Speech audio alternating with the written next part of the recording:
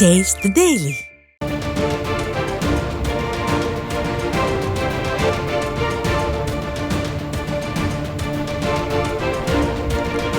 அண்மை செய்தி. செங்கல்பட்டு மாவட்டம் மதுராந்தகம் அருகே விவசாயி வீட்டின் பூட்டை உடைத்து 40 சவரன் நகை கொள்ளை அடிக்கப்பட்டுள்ளது. இதுகுறித்த கூடுதல் தகவல்களை செய்தியாளர் டில்லி பாபு வழங்க கேட்கலாம். வணக்கம் டில்லி பாபு, கூடுதல் தகவல்களை வழங்கலாம்.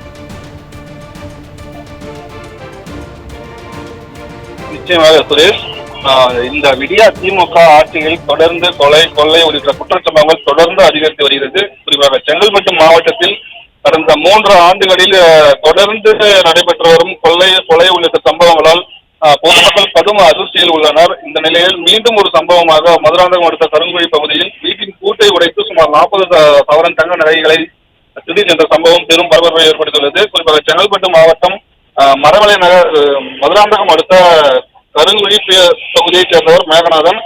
இவர் விவசாயம் செய்து வருகிறார்.